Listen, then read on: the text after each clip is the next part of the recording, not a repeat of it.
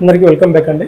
గత లాస్ట్ వీడియోలో వచ్చేసి మనం బ్యాంకింగ్ అండ్ రెమిటెన్సెస్లో నేషనల్ పెన్షన్ సిస్టమ్ గురించి తెలుసుకోవడం జరిగింది. అయితే ఈ వీడియోలో వచ్చేసి మనం postal life insurance and RPLI టాపిక్లో భాగంగా ఈరోజు వీడియోలో వచ్చేసి పిఎల్ఐ పోస్టల్ లైఫ్ ఇన్సూరెన్స్ గురించి తెలుసుకున్నాం ఫ్రెండ్స్. ముందుగా పోస్టల్ లైఫ్ ఇన్సూరెన్స్ అంటే మీకు అందరికీ తెలిసిన విషయమే. జనరల్గా ఈ మధ్య కాలంలో మన డిపార్ట్మెంట్లో వర్క్ చేసే ప్రతి ఒక్కరికి కూడా ఈ పిఎల్ఐ ఆర్పిఎల్ఐ ఏజెన్సీ అనేది ప్రతి ఒక్కరికి ఇవ్వడం జరిగింది. సో ఈ ఏజెన్సీ తీసుకోవడం ద్వారా మనం సంవత్సరానికి 4 పాలసీలు కూడా ఖచ్చితంగా తప్పనిసరిగా చేయాలని చెప్పి కూడా ప్రతి ఏజెంట్కి కూడా ఒక రూల్ అనేది, ఒక కండిషన్ అనేది పెట్టడం జరిగింది.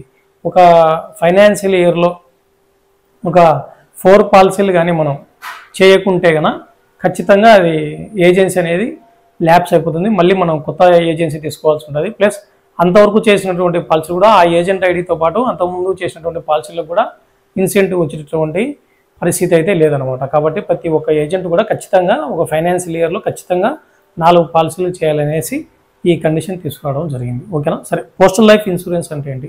పోస్టల్ లైఫ్ ఇన్సూరెన్స్ అంటే మన పోస్టల్ డిపార్ట్మెంట్ ద్వారా ఈ ఇన్సూరెన్స్ అనేది అందించబడుతుంది. ఇది చాలా ఓల్డ్ ఇన్సూరెన్స్ స్కీమ్ అనమాట. ఇది వచ్చేసి మనకు ఫస్ట్ పిఎల్ఐ వచ్చేసి 1/2/1884లో స్టార్ట్ చేయడం జరిగింది. 1/2/1884లో పోస్టల్ లైఫ్ ఇన్సూరెన్స్ అనేది ఫస్ట్ ఎవరికి స్టార్ట్ చేశారంటే ఓన్లీ పోస్టల్ ఎంప్లాయీస్కి మాత్రమే స్టార్ట్ చేశారు. తర్వాత వచ్చేసి దీన్ని 1888లో టెలిగ్రాఫ్ డిపార్ట్మెంట్ వాళ్ళకు కూడా విస్తరించడం జరిగింది, ఎక్స్టెండ్ చేయడం జరిగింది. అలాగే 1894లో వచ్చేసి ఫిమేల్ గవర్నమెంట్ ఎంప్లాయీస్ కూడా ఇది ఎక్స్టెండ్ చేయడం జరిగింది. ఫస్ట్లో అయితే ఓన్లీ మేల్ ఎంప్లాయీస్కి మాత్రమే, జెంట్స్కి మాత్రమే ఉండేది. తర్వాత 1894లో ఫిమేల్ గవర్నమెంట్ ఎంప్లాయీస్ కూడా దీన్ని ఎక్స్టెండ్ చేయడం జరిగింది. యాక్చువల్గా ఇది వచ్చేసి ఈ మనకు ఏదైతే 1884లో స్టార్ట్ అయిందో అప్పుడు వచ్చేసి ఆ సంవత్సరంలో కేవలం కొన్ని వందల పాలసీతో స్టార్ట్ అయినటువంటి మన పోస్టల్ లైఫ్ ఇన్సూరెన్స్ అనేది 31/3/2021 సంవత్సరం వచ్చేసరికి దాదాపుగా 50 లక్షల పాలసీలను పూర్తి చేయగలిగింది అనమాట. ఈ పిఎల్ఐ అనేది ప్రతి ఒక్కరూ ఆల్మోస్ట్ ఒక గ్రాడ్యుయేట్ చదివిన వాళ్ళు కావచ్చు, ఒక పీజీ చదివిన వాళ్ళు కావచ్చు, ఒక టెక్నికల్ కోర్స్ చేసిన వాళ్ళు కావచ్చు, తర్వాత ఒక పాలిటెక్నిక్ డిప్లొమా కోర్సులు చేసిన వాళ్ళు కావచ్చు, గవర్నమెంట్ ఎంప్లాయీస్ కావచ్చు, ఒక ఎంబీఏ ఎంసీఏ చదివిన వాళ్ళు కావచ్చు. ఈ విధంగా ప్రతి ఒక్కరికి కూడా ఈ మధ్య కాలంలో ప్రతి ఒక్కరికి కూడా ఈ పిఎల్ అనేది ఎక్స్టెండ్ చేయడం జరిగింది. ప్రతి ఒక్కరికి కూడా గ్రాడ్యుయేషన్ ఈ విధంగా ఏదైతే ఇందాక చెప్పడం జరిగిందో ఆ ఎడ్యుకేషన్ చదివిన వాళ్ళకి కానీ, జాబ్స్ చేసే వాళ్ళకి కానీ, ప్రైవేట్ జాబులు కావచ్చు, గవర్నమెంట్ కావచ్చు, సెమీ గవర్నమెంట్ కావచ్చు, పబ్లిక్ సెక్టర్ కావచ్చు, ప్రైవేట్ సెక్టర్ కావచ్చు, ఈ ఎడ్యుకేషన్ క్వాలిఫికేషన్ కానీ ఈ ఫీల్డ్లో వర్క్ చేసే ప్రతి ఒక్కరు కూడా పోస్టల్ లైఫ్ ఇన్సూరెన్స్ అనేది చేసుకోవచ్చు. పోస్టల్ లైఫ్ ఇన్సూరెన్స్లో జనరల్గా మనం ఒక ఏజెంట్ గాను ఒక postal life insurance application fill up చేసిన తర్వాత ఎవరికి మనకు బాండ్ ఇష్యూ చేయడం జరుగుతుందంటే సిపిసి అనేది ఒకటి ఉందండి ప్రతి హెచ్ఓలోనే. ఇప్పుడు సిపిసి అంటే సెంట్రల్ ప్రాసెసింగ్ సెంటర్ అని ప్రతి హెచ్ఓలో కూడా ఇప్పుడు ఒకటి ఉందనమాట. సో సిపిసి నుంచి మనకు బాండ్స్ అనేది ఇష్యూ చేయడం జరుగుతుంది. తర్వాత ఒక మెచ్యూరిటీ ప్రాసెస్ కానీ, క్లెయిమ్స్ ప్రాసెస్లు కానీ, ఇవన్నీ కూడా ఒక లోన్లు కానీ, సరెండర్లు కానీ అన్నీ కూడా ఎక్కడ ప్రాసెస్ జరుగుతుందంటే కన్నా సిపిసి హెడ్ ఆఫీసులలో జరుగుతుంది అనేది గుర్తుపెట్టుకోండి. ఓకేనా? తర్వాత మనం ఈ అప్లికేషన్ పిఎల్ అప్లికేషన్ పంపించడం మనకు ఒక పాలసీ బాండ్ అనేది రావడం జరుగుతుంది. ఆ పాలసీ బాండ్ అనేది ఎప్పుడైతే ఈ మన పాలసీ యాక్సెప్ట్ అవుతుందో ఆ యాక్సెప్ట్ చేసిన డేట్ నుంచే మనకు రిస్క్ అనేది స్టార్ట్ అవుతుంది. ఒక ఇన్సూరెంట్కి అంటే ఒక ఇన్సూరెంట్కి ఏమైనా జరిగితే కనుక అతనికి ఇన్సూరెన్స్ వచ్చేటువంటి అవకాశం ఎప్పుడంటే date of acceptance of the policy నుంచి అప్పుడు రిస్క్ స్టార్ట్ అవుతుంది అనేది గుర్తుపెట్టుకోండి. ఈ పాలసీ నెంబర్ ఈ మధ్య వచ్చేటటువంటి పాలసీ నెంబర్ ఎన్ని డిజిట్స్ ఉంటుందంటే 13 డిజిట్స్ ఉంటుంది అనేది గుర్తుపెట్టుకోండి ఫ్రెండ్స్. 00తో స్టార్ట్ అవుతుంది కదా, ఆ పాలసీ నెంబర్ ఎన్ని డిజిట్స్ ఉంటుందంటే 13 డిజిట్స్ అనేది గుర్తుపెట్టుకోండి. తర్వాత ఈ మన పాలసీ నెంబర్కి వచ్చేసి ఒక మొబైల్ నెంబర్ కానీ, ఒక ఈమెయిల్ ఐడి కానీ మనం లింక్ చేసుకోవచ్చు. లింక్ చేసుకున్నట్టయితే మనం ప్రీమియం పేమెంట్ చేసిన ప్రతిసారి కూడా మనకు ఒక మొబైల్ కానీ, తర్వాత ఒక మెయిల్ ఐడికి కానీ వెంటనే మెసేజ్ అలర్ట్ అనేది వస్తుంది అనేది గుర్తుపెట్టుకోండి. తర్వాత ప్రతి పాలసీలకు కూడా, ప్రతి ఇన్సూరెన్స్ పాలసీలకు కూడా నామినేషన్ అనేది ఖచ్చితంగా ఉండాలి.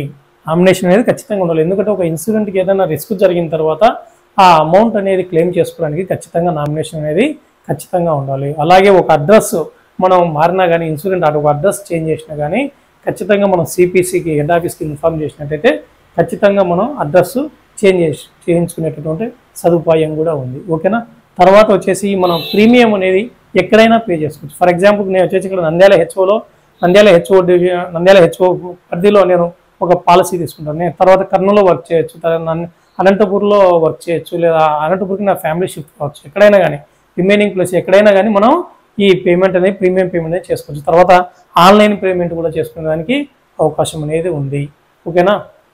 తర్వాత ఈ మధ్యకాలం మీరు చూసిన IPPB యాప్ ద్వారా కూడా మనం PLI ప్రీమియం అనేది పేమెంట్ చేసుకోవచ్చు. తర్వాత ఈ PLI అనేది వరుసగా ఒకవేళ ఈ సైలెంట్ డీయాక్టివేట్ అవ్వడం కానీ, లేదా దాన్ని ఏమంటారు రివైవల్ ల్యాప్స్డ్ అంటారు కదా, ల్యాప్స్డ్.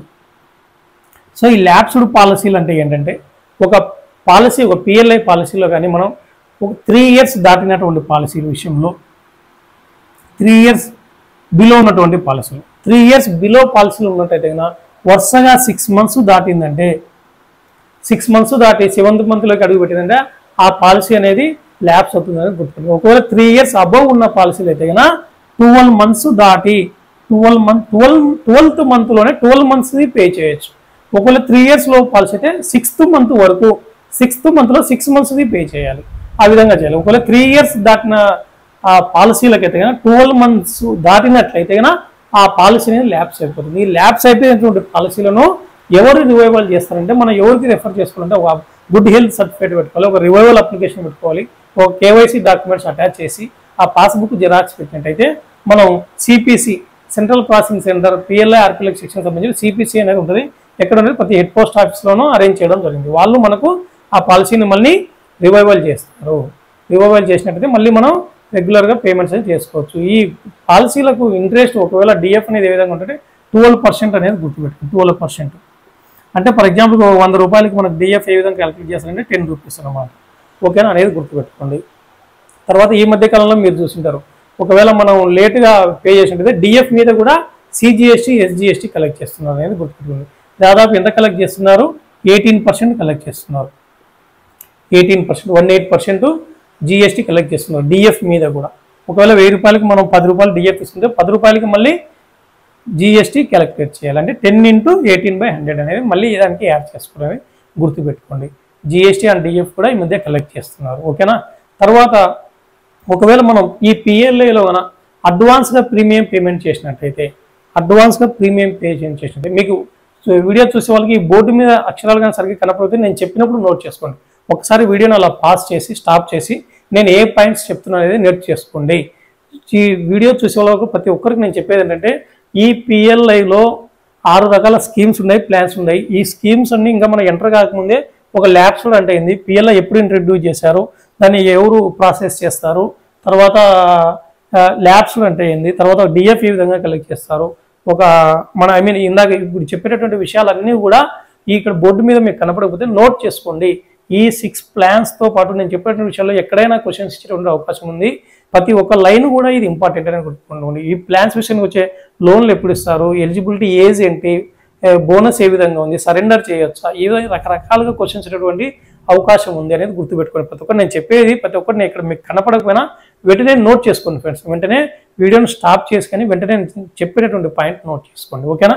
తర్వాత ఈ PLIలో వచ్చేసి మనం ఒకవేళ అడ్వాన్స్ డిపాజిట్స్ పే చేస్తారు కొంతమంది, అంటే 3 months పే చేయొచ్చు, 6 months పే చేయొచ్చు, లేదా 1 year పే చేయొచ్చు. ఈ విధంగా 3 months పే చేసినట్టయితే మనకు ప్రీమియంలో 0.5% రిబేట్ ఇవ్వడం జరుగుతుంది. రిబేట్ అంటే డిస్కౌంట్ అనమాట, డిస్కౌంట్ ఇవ్వడం జరుగుతుంది. ఒకవేళ 6 months మనం పే చేసినట్టయితే 1% ఇవ్వడం జరుగుతుంది.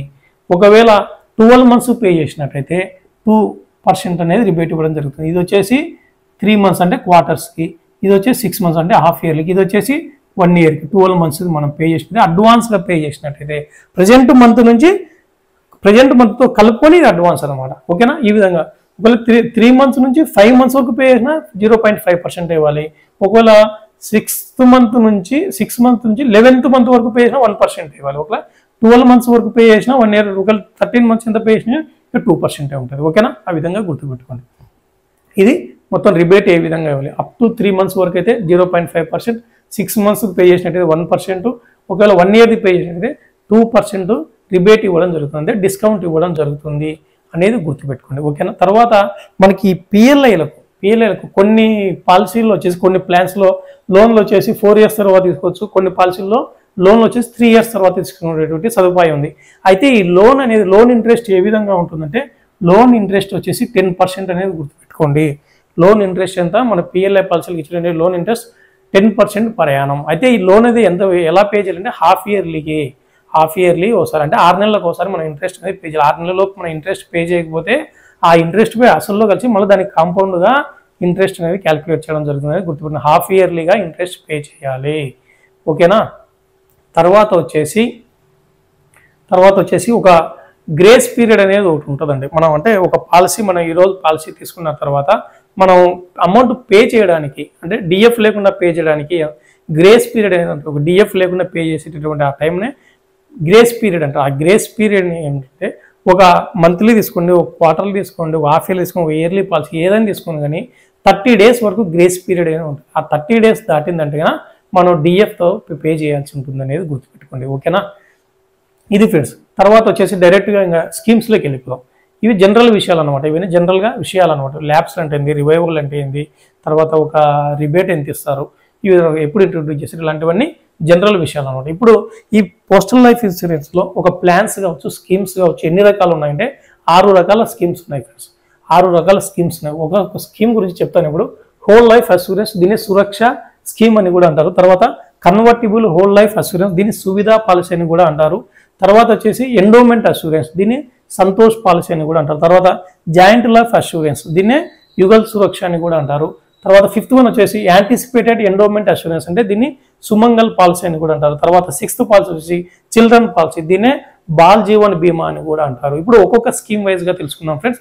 ఫస్ట్ వచ్చేసి మనం హోల్ లైఫ్ అష్యూరెన్స్, దీన్నే సురక్ష స్కీమ్ అని కూడా అంటారు. హోల్ లైఫ్ అష్యూరెన్స్ అంటే దీంట్లో వచ్చేసి ప్రతి పాలసీలో కూడా ఒక ఇన్సూరెన్స్ పాలసీ తీసుకోవడానికి మినిమం ఏజ్ ఎంత ఉండాలి, మ్యాక్సిమం ఏజ్ ఎంత ఉండాలి, తర్వాత మినిమం సమ్ అష్యూర్డ్ ఎంత తీసుకోవాలి, మ్యాక్సిమం సమ్ అష్యూర్డ్ ఎంత తీసుకోవాలి, తర్వాత సరెండర్ ఫెసిలిటీ ఉందా లేదా. సరెండర్ ఫెసిలిటీ అనేది ముందే క్లోజ్ చేసుకోవడాన్ని సరెండర్ ఫెసిలిటీ అంటారు. ఒకవేళ లోన్ ఫెసిలిటీ ఎలా ఉంటుంది, తర్వాత ప్రతి దాంట్లో బోనస్ రేట్స్ అనేవి ఏ విధంగా ఉంటాయి. ప్రతి స్కీమ్కి కూడా ఇవి కామన్గా ఉన్న పర్టికులర్ పాయింట్స్. మనం జనరల్గా ఒక ఏజ్ లిమిట్ గురించి అడగవచ్చు, లేదా ఒక మ్యాక్సిమం సమ్ అష్యూర్డ్ గురించి అడగవచ్చు, లోన్ ఫెసిలిటీ, సరెండర్, ఒక బోనస్ రేట్ కావచ్చు. ఈ విధంగా ఒక ఇన్సూరెన్స్ ఒక పాలసీ తీసుకున్నట్టు మ్యాక్సిమం ఏజ్ ఎంత ఉండాలి, ఇలాంటి క్వశ్చన్స్ అన్ని కూడా ఈ పోస్టల్ లైఫ్ ఇన్సూరెన్స్ ఆర్పిఎల్ఐలో ఇవ్వడం జరుగుతుంది అనేది గుర్తుపెట్టుకోండి. ఓకేనా. ఫస్ట్ వచ్చేసి మనం హోల్ లైఫ్ అష్యూరెన్స్లోకి వెళ్ళిపోదాం.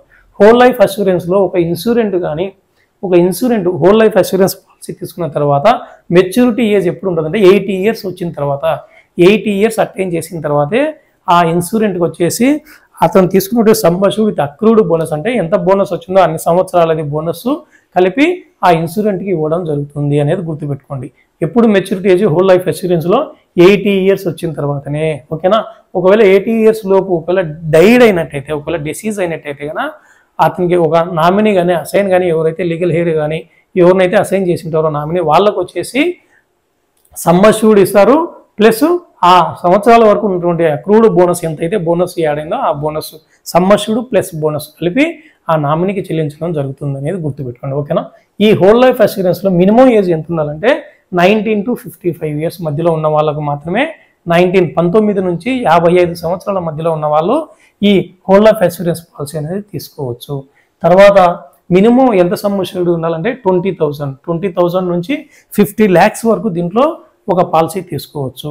పిఎల్ఐలో మ్యాక్సిమం ఎన్ని లక్షల వరకు చేయొచ్చు 50 lakhs అనేది గుర్తుపెట్టుకోండి ఫ్రెండ్స్. ఓకేనా. సో 20,000 మినిమం సమ్ అష్యూర్డ్ ఉండాలి, మ్యాక్సిమం 50 lakhs వరకు తీసుకోవచ్చు. తర్వాత హోల్ లైఫ్ ఇన్సూరెన్స్లో లోన్ ఎప్పుడు తీసుకోవచ్చు అంటే, లోన్ ఫెసిలిటీ అంటే మనం కట్టిన పేమెంట్ చేసుకుంటూ పోతుంటాం, మధ్యలో మనకు అమౌంట్ అవసరం అయితే అప్పుడు లోన్ ఎప్పుడు తీసుకోవచ్చు అంటే ఆఫ్టర్ 4 years పేమెంట్ చేసిన తర్వాత 4 years తర్వాత. ఇంకోటి ఎప్పుడైనా కానీ మన పిఎల్ఐలో ఏ పాలసీలో కానీ మనం లోన్ తీసుకోవాలంటే పాలసీ అనేది రన్నింగ్లో ఉండాలి, లైవ్లో ఉండాలి అనేది గుర్తుపెట్టుకోండి ఫ్రెండ్స్. ఒకవేళ పాలసీ ల్యాబ్స్ అయిపోయింటే మాత్రం ల్యాబ్స్డ్ పాలసీలకు లోన్ తీసుకున్నటువంటి అవకాశం లేదు. ఇంకోటి విషయం ఏంటంటే, ఒకవేళ సరెండర్ చేయాలన్నా క్లోజ్ చేయాలన్నా కానీ ఇప్పుడు ఖచ్చితంగా పాలసీ లైవ్లోనే ఉండాలి. ఒకవేళ లైవ్లో లేకపోతే మనం రివైవల్ చేయించుకొని అయినా కానీ లోన్ కానీ సరెండర్ కానీ అప్లై చేయొచ్చు. అదర్వైజ్ లోన్ పాలసీ కానీ లైవ్లో లేకపోతే కానీ మనం లోన్ కానీ తీసుకునేదానికి లేదు, సరెండర్ కానీ తీసుకునేది లేదు అనేది గుర్తుపెట్టుకోండి. ఓకేనా. సరే, హోల్ లైఫ్ ఇన్సూరెన్స్లో లోన్ ఫెసిలిటీ వచ్చేసి 4 years తర్వాత లోన్ తీసుకోవచ్చు. తర్వాత సరెండర్ చేయాలంటే, సరెండర్ అదే చెప్పాను కదా, మధ్యలో క్లోజ్ చేసుకోవాలనుకుంటే కన్నా 3 years తర్వాత క్లోజ్ చేసుకోవచ్చు. అయితే 5 years ముందు క్లోజ్ చేసుకుంటే కన్నా ఎటువంటి బోనస్ అనేది వర్తించదు. మనం కట్టిన దాంట్లోనే సమ్ పర్సెంటేజ్ అమౌంట్ డిడక్ట్ చేసి ఇవ్వడం జరుగుతుంది. ఒకవేళ 5 years దాటితే కనుక మనం కట్టిన అమౌంట్కు కొంచెం బోనస్ కలిపి దాంట్లో ఉన్నటువంటి ఒక ప్రపోర్షనేట్ ఆఫ్ అమౌంట్ అనేది ఇవ్వడం జరుగుతుంది. అంటే మనం కట్టిన అమౌంట్ ప్లస్ బోనస్లు కలిపి 0.2%, 0.3% ఈ విధంగా అనేది ఇవ్వడం జరుగుతుంది అనేది గుర్తుపెట్టుకోండి. ఏదైనా కానీ సరెండర్ చేసినట్టయితే మన అమౌంట్ అనేది మనకు లాస్ వస్తుంది అనేది గుర్తుపెట్టుకోండి ఫ్రెండ్స్. ఓకేనా.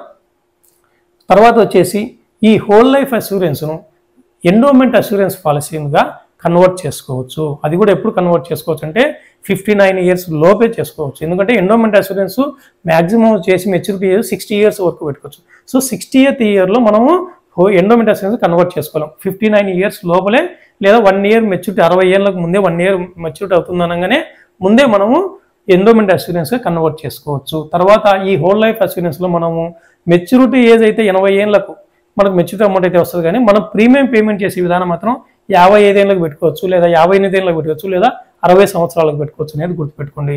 తర్వాత ప్రెజెంట్ ఉన్నటువంటి ఈ రేట్స్ ప్రకారము బోనస్ రేట్ ఎంత ఉందంటే ఒక సంవత్సరానికి 1000 రూపాయలకి 76 రూపాయల బోనస్ ఉంది అనేది గుర్తుపెట్టుకోండి. అంటే లక్షకు వచ్చేసి 7600 ఒక సంవత్సరానికి అనేది గుర్తుపెట్టుకోండి ఫ్రెండ్స్. ఓకేనా.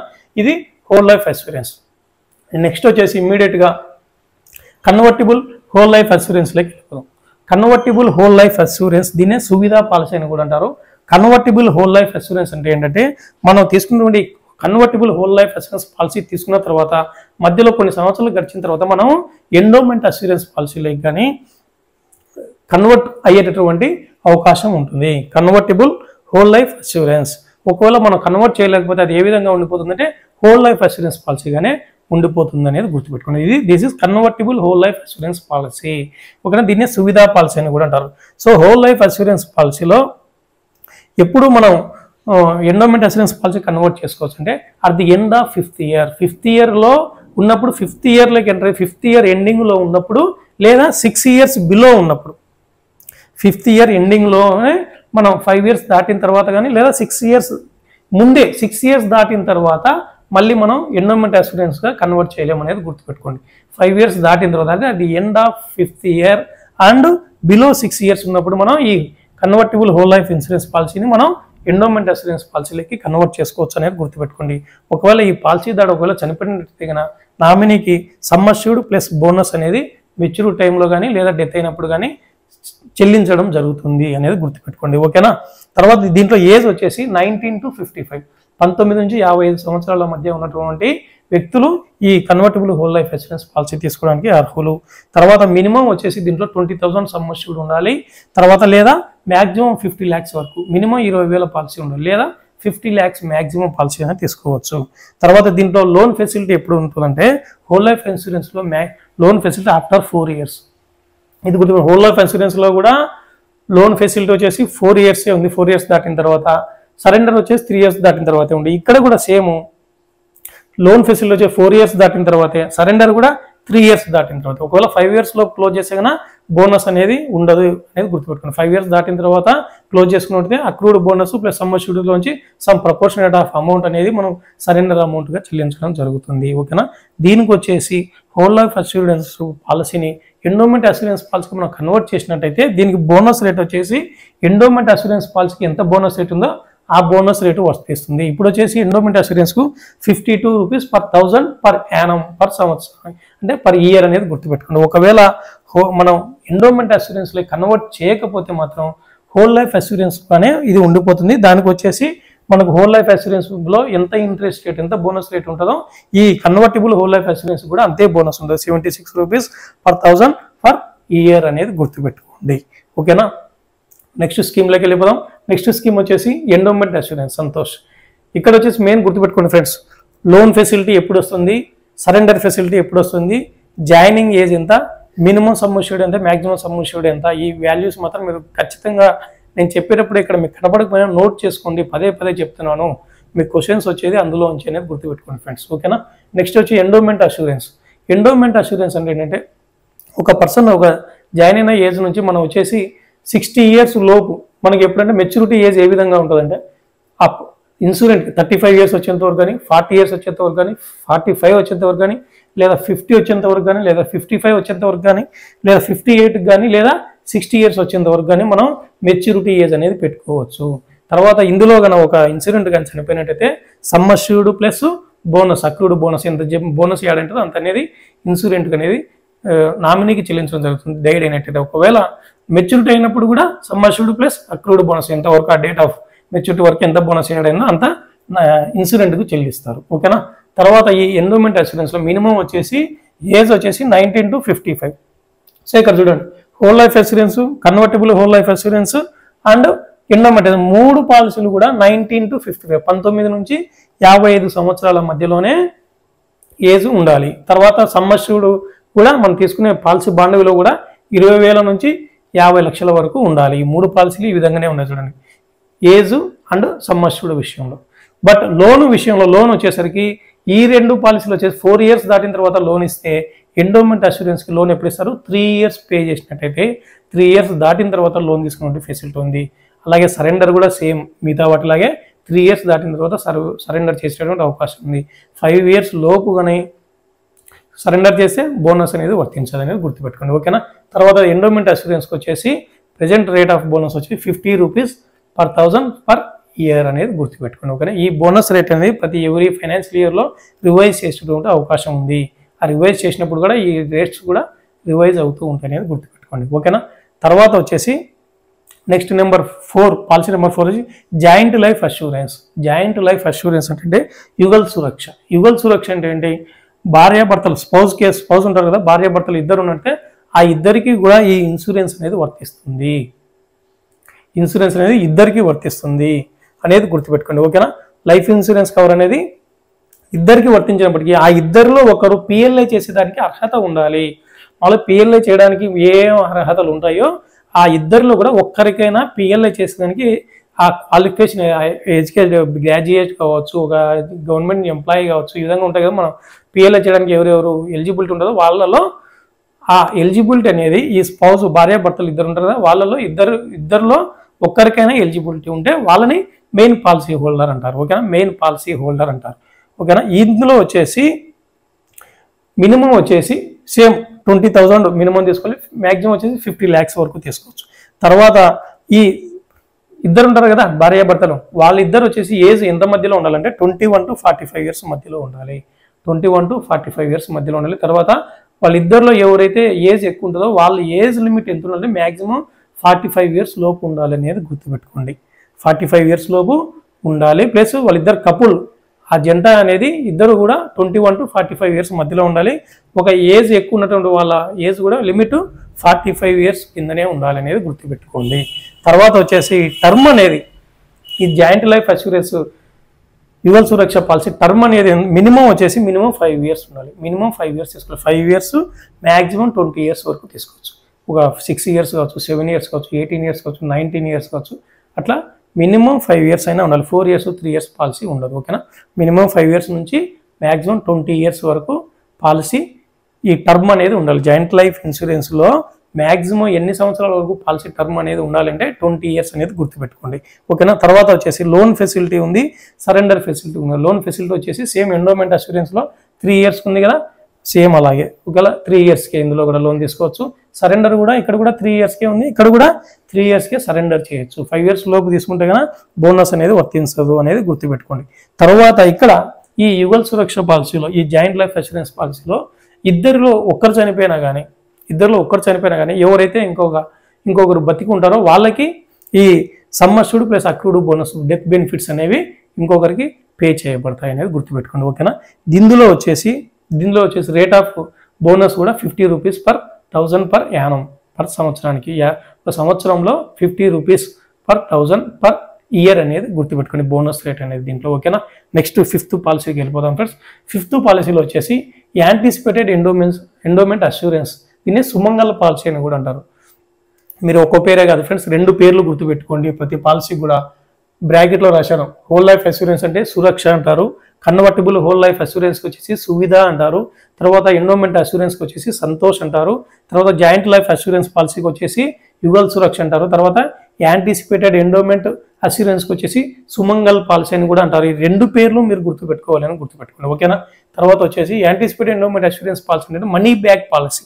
మనీ బ్యాక్ పాలసీ ఏంటంటే మనం ఇన్సూరెన్స్ అనేది పే చేసుకుంటూ పోతుంటే మనకు కొన్ని సంవత్సరాలు దాటిన తర్వాత మిడిల్లో వచ్చేసి మనకు కొన్ని సమ్ పర్సెంటేజ్ ఆఫ్ అమౌంట్ అనేది సమ్మర్షూల్లో మనకు ఇచ్చుకుంటూ పోతారు అనమాట. అంటే కొన్ని ఈ టర్మ్ చెప్తాను మీకు ఏ విధంగా ఉంటుంది. మనీ బ్యాక్ పాలసీ అనేది మ్యాక్సిమం ఇది కూడా 50 lakhs వరకు తీసుకోవచ్చు. మ్యాక్సిమం వచ్చేసి 50 lakhs వరకు తీసుకోవచ్చు. తర్వాత డెత్, ఒకవేళ డెత్ అయినట్టయితే కనుక మధ్యలో ఈ మనకు మనీ రిటర్న్ అనేది మనీ ఇస్తుంటారు కదా, యాంటిసిపేట్ ఎండోమెంట్ మనీ అనేది రిటర్న్ ఇస్తుంటారు. సమ్ పర్సెంటేజ్ అనేది సమ్ సర్టెన్ పీరియడ్కు సమ్ అమౌంట్ అనేది ఎన్నికి ఇస్తుంటారు. ఫర్ ఎగ్జాంపుల్కి వచ్చే చెప్తాను, ఒకవేళ 15 years పాలసీ తీసుకున్నట్టయితే మనం 6 years పూర్తయిన తర్వాత 20% అమౌంట్ ఇస్తారు. తర్వాత 9 years పూర్తయిన తర్వాత 20% అమౌంట్ ఇస్తారు. 12 years పూర్తయిన 20% అమౌంట్ ఇస్తారు. ఇన్ని జరిగిన తర్వాత కూడా ఒకవేళ ఇన్సూరెన్స్ చనిపోయినట్టయితే కదా ఇవన్నీ కౌంట్ చేయరు.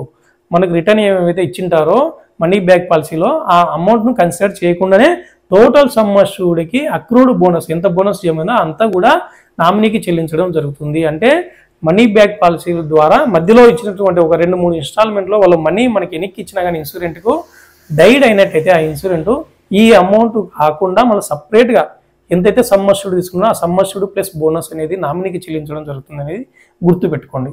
తర్వాత వచ్చేసి ఈ టర్మ్ అనేది ఏ విధంగా ఉంటుందంటే యాంటిసిపేట్ ఎండోమెంట్ అష్యూరెన్స్ పాలసీలో 15 years పాలసీ ఒకటి ఉంటుంది, 20 years పాలసీ ఒకటి ఉంటుందండి. 2 terms తీసుకోవచ్చు. ఒకటి 15 years పాలసీ తీసుకోవచ్చు లేదా 20 years పాలసీ తీసుకోవచ్చు. ఒక ఇన్సూరెంట్ మ్యాక్సిమం 60 years ఏజ్ వచ్చేంత వరకు పాలసీ తీసుకుంటాడు అనేది గుర్తుపెట్టండి. ఒకవేళ 15 years పాలసీ తీసుకోవాలనుకుంటే 15 years పాలసీ తీసుకోవాలి. మ్యాక్సిమం ఏజ్ వచ్చేసి 45 years దాటకూడదు. అంటే 45లో తీసుకుంటే 45 + 15 కలుపుకుంటే 60 అవుతుంది. సో 60కి మెచ్యూరిటీ. ఒకవేళ 45 yearsలో నేను 20 years పాలసీ తీసుకుంటా అంటే 20 years పాలసీ తీసుకుంటే ఏమవుతుంది 65 years మెచ్యూరిటీ ఏజ్ అవుతుంది. కాబట్టి సో 45 years ఉన్నప్పుడు 20 years టర్మ్ తీసుకోవాలి. 15 years టర్మే ఆ పర్సన్కి ఎలిజిబిలిటీ వస్తుంది. ఒకవేళ 40 years అప్పుడు ఉన్నట్టయితే నువ్వు 15 years తీసుకోవచ్చు లేదా 20 years తీసుకోవచ్చు. 40 years ఉన్నప్పుడు 20 years టర్మ్ తీసుకున్నా నీకు 60కి మెచ్యూరిటీ ఏజ్ అవుతుంది కాబట్టి. ఓకేనా? సో ఫ్రెండ్స్, ఈ యాంటిసిపేటెడ్ ఎండోమెంట్ అష్యూరెన్స్ పాలసీలో 2 types ఆఫ్ టర్మ్స్ ఉంటాయి. ఒకటి 15 years టర్మ్, ఒకటి 20 years టర్మ్ అనేది గుర్తుపెట్టుకోండి. తర్వాత ఈ మినిమం ఏజ్ వచ్చేసి 19 years ఉండాలి. మ్యాక్సిమం ఏజ్ వచ్చేసి ఇందాక చెప్పినట్టు 20 years టర్మ్ తీసుకునేటట్టయితే మ్యాక్సిమం 40 years ఉండాలి. 15 years టర్మ్ తీసుకునేటట్టయితే మ్యాక్సిమం 45 years అనేది ఉండాలనేది గుర్తుపెట్టుకోండి. తర్వాత ఒకవేళ 15 years టర్మ్ పాలసీ తీసుకున్నట్టయితే మనకి ఏ సంవత్సరంలో ఎంత పర్సెంటేజ్ ఆఫ్ అమౌంట్ ఎక్కిస్తారు అనేది ఎగ్జామ్కి ఒకవేళ ఏ విధంగా అడగచ్చు. ఒక endowment anticipated endowment assurance policy తీసుకునే ఇన్సూరెంట్ 9 years ఏ సంవత్సరాల తర్వాత 15 years టర్మ్ పాలసీలో అమౌంట్ అనేది రిటర్న్ తీసుకుంటాడంటే 3 ఇవ్వచ్చు, 6, 9 ఇవ్వచ్చు, తర్వాత 5, 10, 12 ఇవ్వచ్చు. ఈ విధంగా ఇచ్చినట్టయితే 15 years టర్మ్లో అయితే 6, 9, 12 అనేది గుర్తుపెట్టారు. 6, 9, 12. 6 years తర్వాత 20% ఇస్తారు, 9 years తర్వాత 20% ఇస్తారు, 12 years తర్వాత 20% ఇస్తారు. ఫర్ ఎగ్జాంపుల్ నేను చెప్తాను. ఇప్పుడు ఫర్ ఎగ్జాంపుల్కు 1 lakh పాలసీ తీసుకుందాం అనుకున్నాను. సమ్ అష్యూర్డ్ వచ్చేసి ఎంత 1 lakh అనుకున్నాం. Sum assured 1 lakh. So 15 years policy ఒక పర్సన్ ఇన్సూరెంట్ వచ్చేసి 1 lakh సమ్ అష్యూర్డ్ ఇన్సూరెన్స్ తీసుకున్నాడు. తర్వాత 15 సంవత్సరాలు అంటే 15 years టర్మ్ తీసుకున్నాడు అనుకున్నాం. అతనికి 6 సంవత్సరాల తర్వాత 20% ఆఫ్ అమౌంట్ రిటర్న్ ఇస్తారు. అంటే 20% అంటే ఎంత? ₹1,00,000. 20% అంటే ₹20,000 మనీ బ్యాక్ పాలసీ లాగా. అంటే మనీ బ్యాక్ పాలసీలో ఎంత 20% అంటే 20,000 అనేది ఇవ్వడం జరుగుతుంది. తర్వాత పాలసీ స్టార్ట్ అయిన డేట్ నుంచి మళ్ళీ తర్వాత 9 సంవత్సరాల తర్వాత మళ్ళీ ఎంత ఇస్తారు? 20% అంటే ఎంత? 20,000 ఇస్తారు. తర్వాత పాలసీ స్టార్ట్ అయిన 12 years తర్వాత ఎంత ఇస్తారు? మళ్ళీ 20% ఇస్తారు. 20% అంటే ఎంత? మళ్ళీ 20,000 ఇస్తారు. ఇప్పటికీ మొత్తం ఎంత పర్సెంట్ ఇచ్చినారు? 20, 20, 20 టోటల్ 60% ఇచ్చినారు. అంటే 3 సార్లు తీసుకున్నాడు. ఎంత తీసుకున్నాడు? ఇప్పటికీ ₹60,000 తీసుకున్నాడు. ఇంకా మిగిలింది ఎంత? 40,000. ఈ 40,000 రూపీస్ ప్లస్ అక్రూడ్ బోనస్ మొత్తం అంటే ఫస్ట్ నుంచి ఇప్పటివరకు ఎంత బోనస్ జమైందో అమౌంట్ అంతా కలిసి 15 years టర్మ్ పూర్తయిన తర్వాత 40,000 బ్యాలెన్స్ ప్లస్ బోనస్ రేటు అంతా కలిసి ఈ ఇన్సూరెంట్కు చెల్లించడం జరుగుతుంది. ఇప్పుడు మనీ బ్యాక్ పాలసీ అంటే అర్థమైంది ఫ్రెండ్స్. యాంటిసిపేటెడ్ ఎండోమెంట్ అష్యూరెన్స్ ఎవరికైతే పీరియాడికల్ రిటర్న్స్ ఎవరికైతే అవసరమైతే అటువంటి వాళ్ళకు ఈ పాలసీ అనేది యూజ్ అవుతుంది అనేది గుర్తుపెట్టుకోండి. ఓకేనా? ఈ విధంగా ఇవ్వడం. ఒకవేళ ఈ ఇన్సూరెంట్ కన్నా చనిపోయినట్టయితే ఇప్పుడు 3 times 20, 20, 20 60,000 తీసుకున్నాడు కదా. ఒకవేళ ఇన్సూరెన్స్ చనిపోయినట్టయితే కన్నా మెచ్యూరిటీ ఇయర్ తర్వాత 15 years తర్వాత ఆ 60,000 కూడా సమ్ అష్యూర్డ్ మెచ్యూరిటీ టైం వరకు అవసరం పాలసీ డైడ్ అయినట్టయితే కన్నా ఆ టర్మ్ తర్వాత ఇన్సూరెన్స్ డైలీ అయినట్టయితే ఆ టైం తర్వాత టోటల్ ఈ అమౌంట్ అనేది ఎంతైతే రిటర్న్ ఇచ్చింటారో ఆ అమౌంట్ కూడా మళ్ళీ సమ్ అష్యూర్డ్తో ఐ మీన్ ఈ 60,000 అనేది ఇచ్చింటారు కదా అని మిగతా 40,000 ప్లస్ సమ్ అష్యూరెన్స్ ఇవ్వరు, 40,000 ప్లస్ బోనస్ ఇవ్వరు. మనకు పాలసీ బాండ్ ఎంత తీసుకుంటే ₹1,00,000 తీసుకుంటారు, ₹1,00,000 ప్లస్ బోనస్ అనేది ఇవ్వటం జరుగుతుంది అనేది గుర్తుపెట్టుకోండి. ఓకేనా. తర్వాత ఒకవేళ 20 years పాలసీ తీసుకున్నట్టయితే 20 సంవత్సరాల టర్మ్ పాలసీ తీసుకున్నట్టయితే కనుక 8 సంవత్సరాల తర్వాత ఒకసారి, 12 సంవత్సరాల తర్వాత ఒకసారి, 16 సంవత్సరాల తర్వాత ఒకసారి, 8, 12, 16 ఈ సంవత్సరాల్లో పూర్తయినప్పుడు 20% అనేది ఇవ్వడం జరుగుతుంది. 20 years పూర్తయిన తర్వాత ఈ మిగిలిన 40% ప్లస్ బోనస్ అనేది ఇవ్వడం జరుగుతుంది. ఒకవేళ ఈ చనిపోయినట్టయితే కానీ ఇన్సూరెన్స్ అనేది ఈ 60% అనేది కలుపుకోరనమాట. ఎంత సమ్ అష్యూరెన్స్ చేసినాడో ఆ some assurance plus bonus rate అనేది ఇవ్వడం జరుగుతుంది నామినీకి అనేది గుర్తుపెట్టుకోండి. ఓకేనా. తర్వాత ఈ ప్రెజెంట్ వచ్చేసి ఈ యాంటిసిపేటెడ్ ఎండోమెంట్ ఇన్సూరెన్స్ పాలసీలో ప్రెజెంట్ రేట్ ఆఫ్ బోనస్ వచ్చేసి ₹48 per 1000 per year అనేది గుర్తుపెట్టుకోండి. తర్వాత ఒక ముఖ్యమైన విషయం ఏంటంటే ఈ ఏఈఏ ఈ సుమంగళ పాలసీలో లోన్ ఇంట్రెస్ట్ రేట్ ఏ విధంగా ఇస్తారంటే 20%, 30%, 40% అని ఈ విధంగా లోన్ వచ్చేసి ఎప్పుడు తీసుకోవచ్చు అని రకరకాల ప్రశ్నలు అడుగుతారు. కానీ ఈ ఏఈఏ పాలసీలో స్కీమ్లో ప్లాన్లో లోన్ లేదు, సరెండర్ లేదు అనేది గుర్తుపెట్టుకోండి. లోన్ లేదు, సరెండర్ లేదు, రెండింటి కూడా మనం అప్లై చేసుకోవడానికి లేదు. ఓకేనా. ఇది యాంటిసిపేటెడ్ ఎండోమెంట్ అష్యూరెన్స్ పాలసీ. తర్వాత వచ్చేసి next 6th policy, last one వచ్చేసి చిల్డ్రన్ పాలసీ. దీన్నే బాలజీవన్ బీమా అని కూడా అంటారు.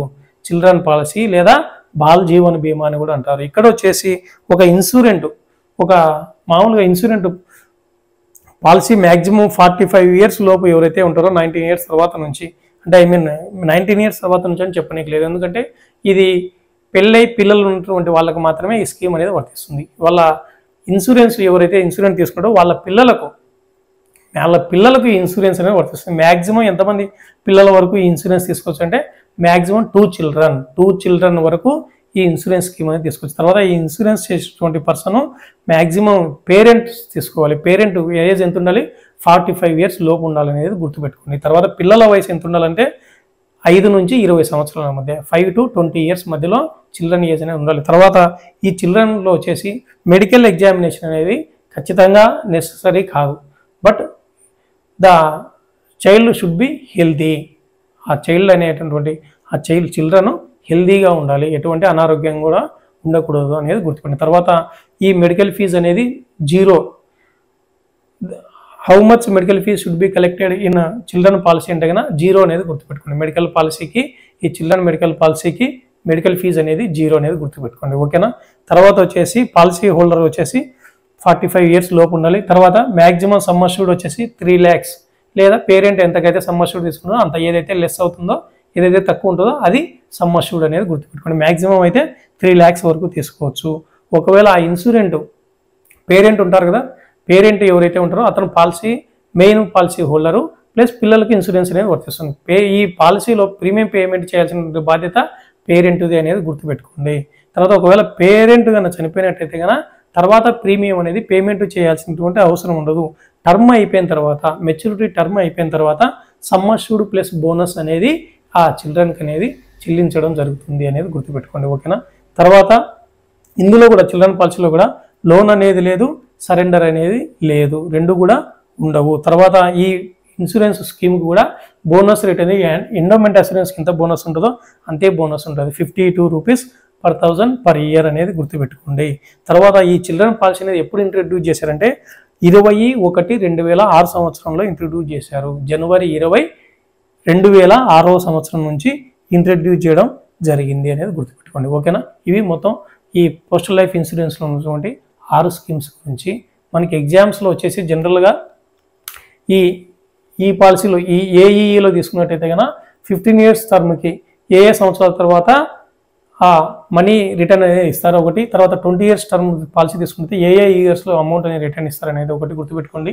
15 years అయితే 6, 9, 12 సంవత్సరాలు పూర్తయిన తర్వాత ఇస్తారు. ఒకవేళ 20 years తర్వాత టర్మ్ పాలసీ అయితే 8, 12, 16 సంవత్సరాల తర్వాత ఒక్కొక్కసారి 20% ఇస్తారు అనేది గుర్తుపెట్టుకోండి.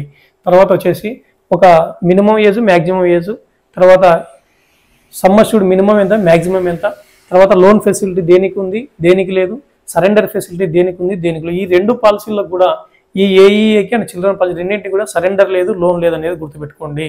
తర్వాత ఈ ఎండోమెంట్ అస్యూరెన్స్కు, జాయింట్ లైఫ్ అస్యూరెన్స్కు రెండింటికి కూడా లోన్ ఫెసిలిటీ 3 years తర్వాతే, సరెండర్ ఫెసిలిటీ కూడా 3 years తర్వాతనే గుర్తుపెట్టుకోండి. ఇక్కడ whole life assurance, convertible whole life అస్యూరెన్స్లో లోన్ అనేది 4 years తర్వాతే, ఇక్కడ కూడా లోన్ అనేది 4 years తర్వాత, సరెండర్ 3 years తర్వాతే, సరెండర్ 3 years తర్వాత అనేది గుర్తుపెట్టుకోండి. ఓకేనా?